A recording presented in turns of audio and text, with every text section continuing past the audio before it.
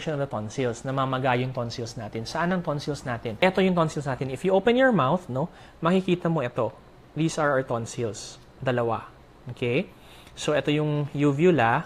Ito. These are our palatine tonsils. Actually, marami tayong tonsils sa bibig. If I remember it right, it's 11. No? We call that the Waldeyer's ring. No? Meron tayong 11 tonsils dyan. Meron dito sa likod, somewhere here.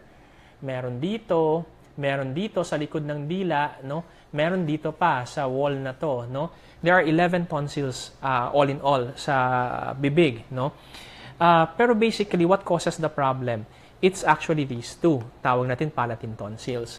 Ngayon, anong nangyayari? Normally kasi pag natutulog tayo, yung muscles natin nagre-relax. Itong soft palate, itong dila, ano, nagre-relax to, bumabagsak to.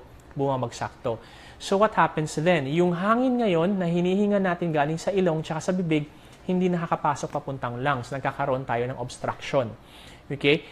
This produces the symptoms known as snoring. No? Snoring per se is not bad.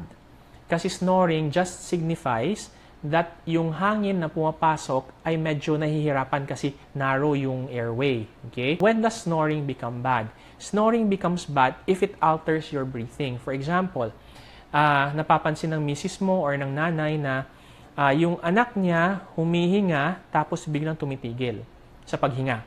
Tapos biglang naghahabol ng hininga. Okay, that's one sign na medyo may severe obstruction tayo. Okay? Tulad ng sabi ko, nagre-relax to. So, anong kinalaman ng tonsils natin? Pag malaki ang tonsils, okay, let's say paulit-ulit na infection ever since childhood, nung pagkabata pa, paulit-ulit. Kung malaki yung tonsils, it could actually contribute to the obstruction because kung sisilipin mo to, tingnan mo, may butas, no? Diyan pumapasok yung hangin. Ngayon, pag malaki ang tonsils natin, mas kikipot ngayon or masisikip ngayon yung daanan ng air, ng hangin.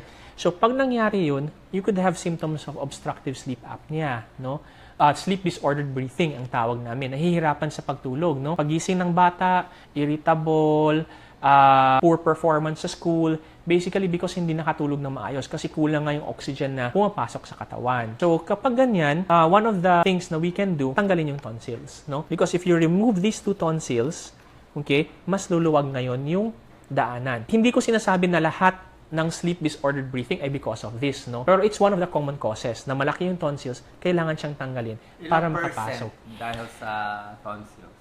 Sa tonsillar, more or less, nasa mga around 70% na it's because of the chronic hypertrophic tonsils ang tawag natin dyan. No? Tonsillar hyperplasia. Kailangan malaman bago operahan sa tonsils. Okay. Madali lang ba to o mahirap? Actually, para sa pasyente? Para sa pasyente, medyo mahirap ng konti for both pasyente and doktor because for the patient, right after the operation, wala po kayong pwedeng ibang kainin except ice cream for 2 weeks. Ice cream and gelatin. So, magda-diet yung pasyente. As in, papayat talaga yung pasyente. Meron akong mga patients, ang lalaki nila sa umpisa, mga big guys, no? Tapos, after the operation, diet na diet. Bakit sila magda-diet?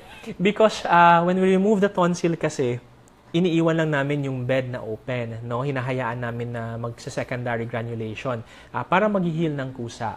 So, iniingatan natin na hindi yun magasgasan. No? If we eat kasi yung regular diet, minsan pag mamatitigas, nagagasgas, nagsaslough off yung langib na nagfo-form dun, causing bleeding, which is a dreaded complication of the procedure.